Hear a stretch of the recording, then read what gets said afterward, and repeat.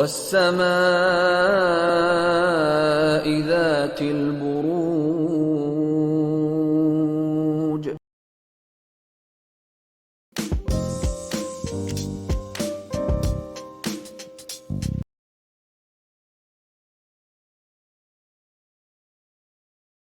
तो चलिए स्कॉर्पियोज, आप लोगों के लिए देखेंगे कमिंग वीक क्या लेकर आ रहा है, क्या एनर्जीज हैं।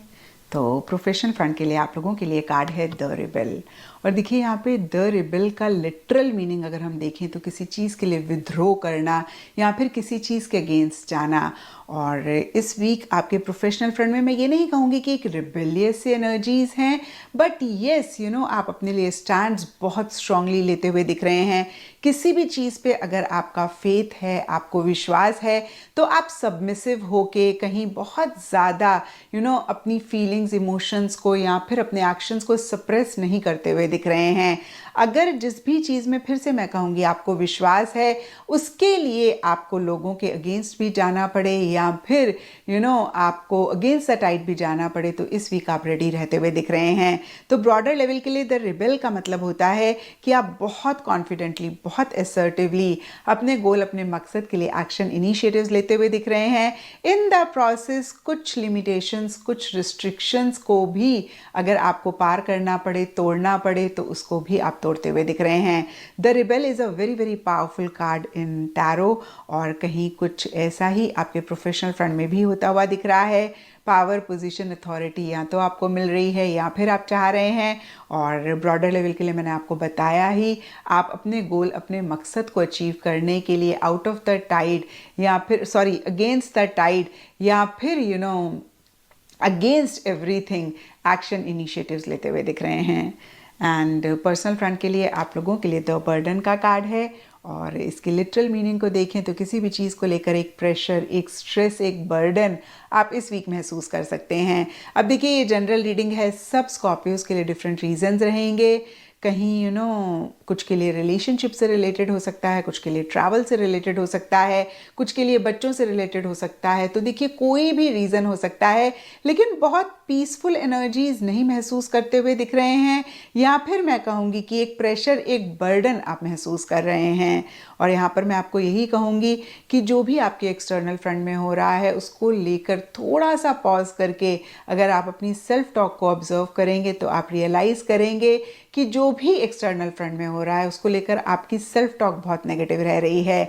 और जैसे ही आप इस सेल्फ टॉक को पॉजिटिव करेंगे, जैसे ही आप अपनी इस सेल्फ टॉक को पॉजिटिव करेंगे, जो चीज़ें आपके हिसाब से नहीं हो रही हैं उनके लिए एक्सेप्टेंस लेकर आएंगे और अपने आप को बोलेंगे कि जो भी हो रहा है ना, ये आपकी भलाई के लिए हो रहा है। शायद आप इस वीक नहीं देख पा रहे हैं, universe has a bigger and a better plan for you.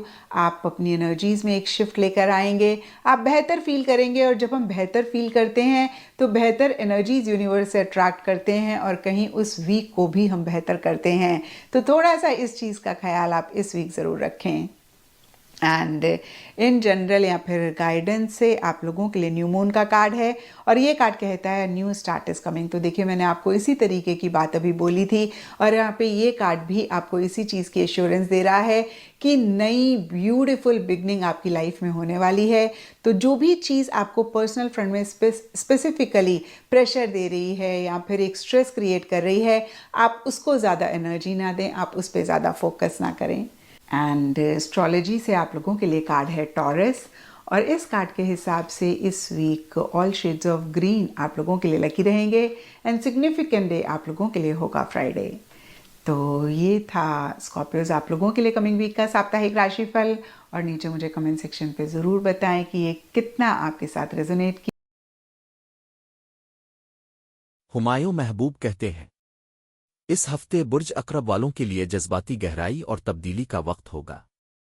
आपके अंदर कुछ नए एहसासात और ख्यालात जन्म ले सकते हैं जो आपकी ज़िंदगी में अहम तब्दीलियां ला सकते हैं। ये वक्त है कि आप अपने अंदरूनी ख्यालात का जायज़ा लें और अपने मुस्तकबिल के हवाले से नए फैसले करें। रिश्तेदारियों में आपको अपने करीबी लोगों के साथ गहरे और मानी खेज लम्हात गुजारने का मौका मिलेगा। मोहब्बत के मामलात में आपके रिश्ते में गहराई आएगी और आपके जज्बात मज़ीद मजबूत होंगे। हो सकता है कि आपको अपने शरीक हयात के साथ कुछ अहम बातें शेयर करने का मौका मिले। काम के हवाले से आपको नए चैलेंजेस का सामना करना पड़ सकता है, लेकिन आपकी मुस्तकिल मिजाजी और जज्बा आपको उन चैलेंजेस पर काबू पाने में मदद देगा। माली तौर पर यह हफ्ता मोहतात रहने का है। गैर ज़रूरी अखराजात से बचें और अपनी बचत पर तवज्जो दें। सेहत के मामले में आपको अपनी जज्बाती और जिस्मानी सेहत का खास ख्याल रखना होगा। अपने जहन को पुरसुकून रखने के लिए मुराकबा करें।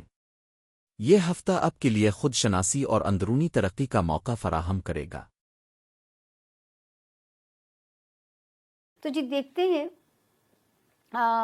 शुक्र है 11th ऑफ सितंबर से 15th ऑफ सितंबर तक के जो दिन है, कोई कारोबार में अच्छी खबर मिल सकती है, कोई गुड न्यूज़। अगर किसी की मदद चाहिए तो किसी की मदद से आपका काम हो सकता है। बच्चों की तरफ से कोई पॉजिटिव खबरें मिल सकती हैं। स्कॉर्पियंस, रोमांस एरिया में कोई मज़ेदार कोज़ी न्यूज़ मिल सकती है। और जो है कोई दुनियावी काम होने की ख़बर आपका मूड ठीक कर सकती है। लेकिन 16th, 17th और 18th, इन 3 तारीख़ों में आपने हर सूरत जो आपकी तौफीक है आपने सदका देना है। और अपने लिए चाहे 2 नफले हाजत पढ़ के, जो भी जिस मज़हब, हर मज़हब तरीके सिखाता है कि किस तरह बुरे वक्त से अमान मांगी जाए, तो इस वक्त अल्लाह की अमान आपने मांग लेनी है। क्योंकि या अगर आप ड्राइव कर रहे हैं तो drive carefully and very slow. अपने सेफ्टी मेजर्स आप फॉलो करेंगे।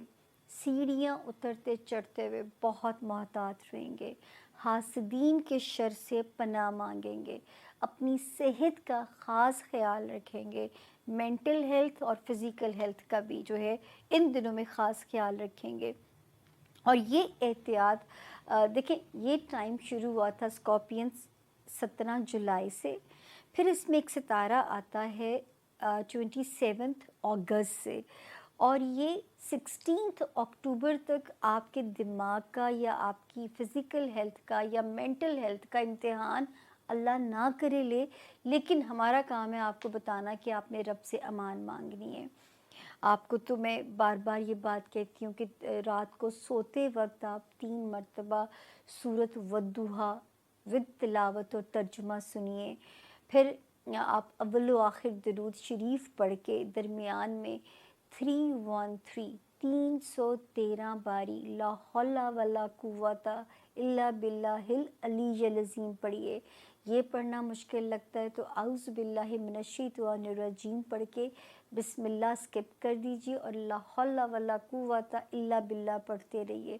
तो जो है ये प्लीज़ अपनी एहतियात रखिए, ताकि जो है वो आपको इस वक्त, अल्लाह हो भी सकता है कुछ ना हो, क्योंकि सदका तिजारत कीजिए, रब से दुआ कीजिए, तो इनकी नेगेटिव रेडिएशन आप तक पहुंच ही नहीं पाएगी। क्योंकि बुरा भी रब जब तक ऊपर से हुक्म ना हो कुछ नहीं हो सकता।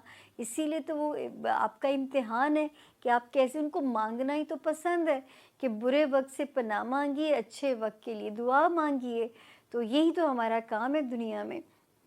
बाकी जो है अल्लाह का शुक्र है कि बच्चों वाले हाउस में, और जो ब्लेसिंग है किसी ना किसी तरफ से अल्लाह ने ऑक्सीजन तो देनी है ना।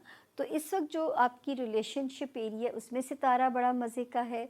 नए रिलेशंस बन सकते हैं। शादियों के इम्कानात हैं। जो ऑलरेडी मैरिड हैं उनकी शादी इस वक्त उनके लिए एक कोज़ी जो है वो कॉर्नर बन सकती है। जो लोग बिज़नेस में हैं उनके लिए अच्छे रास्ते, नए बिज़नेस पार्टनर उनके बन सकते हैं। तो अल्लाह का शुक्र है कि सितारों की मौजूदगी जो है इस वक्त आपकी रिलेशनशिप एरिया में बहुत अच्छी है स्कॉर्पियंस। और हमारे वो स्कॉर्पियंस जो कारोबार में हैं उनके लिए बहुत अच्छी है। हमारे वो स्कॉर्पियंस जो अपनी जॉब में प्रमोट होना चाहते हैं, अल्लाह करे उनके लिए रास्ते आसान हो रहे हैं। और ज़रा अपने आप को सोशलाइज़ कीजिए, पब्लिक इंटरेक्शन रखिए, दोस्तों के साथ वक्त गुजारिए, सचमुच आपको बहुत अच्छा लगेगा। तो ये था जी इस हफ्ते के सितारों का हाल हमारे ज़ोन बी का। होपफुली मैंने अपनी पूरी ईमानदारी से आप लोगों को डिटेल्स दी हैं, लेकिन फिर भी कोई अगर कमी बेशी रह जाए तो माफ़ी के ख्वास्तगार हैं।